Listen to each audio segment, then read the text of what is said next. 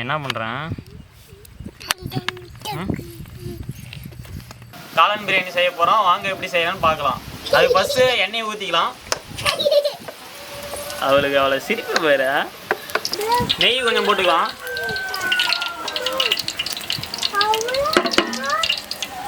பெரிய சீரகம், பட்டை, லவங்கம் எல்லாம் போட்டுக்கலாம். பச்சை மிளகா போட்டுக்கலாம்.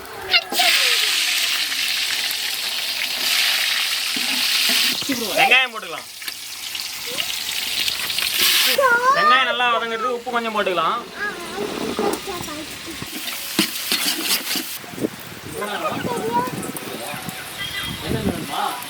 மிளகாத்தூள் கொஞ்சம் போட்டுக்கலாம்.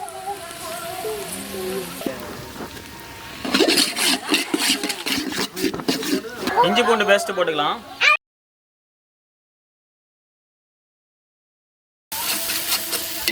தக்காளி போட்டுக்கலாம்.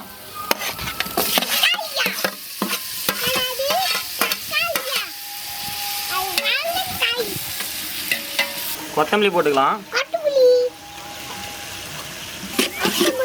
காளான் போட்டுடலாம்.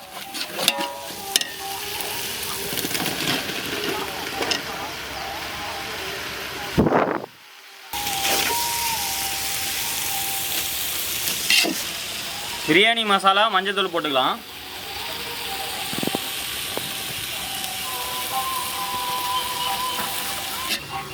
தயிர் ஊற்றிக்கலாம்.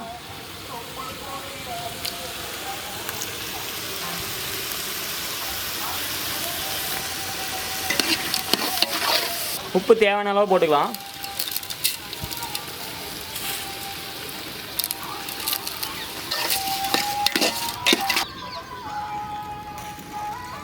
எலுமிச்சை பழம் போட்டுக்கலாம்.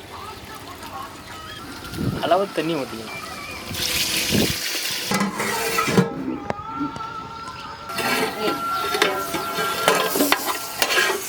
இது பண்ணுறதுனா வேலைக்காகுது. அவ்வளோதான். இதுக்கு மேலே அப்படியே நெய் ஊற்றி ஒரு 20 நிமிஷம் தம் போட்டு அப்படியே இறக்கி வச்சோமா பிரியாணி ரெடி ஆகிடும்.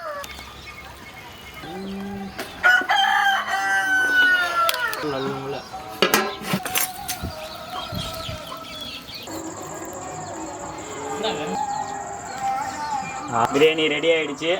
இதுக்கு மேலே சாப்பிட ஆரம்பிச்சிடலாம். காளான் பீஸு முக்கியமாக காளான் தான்.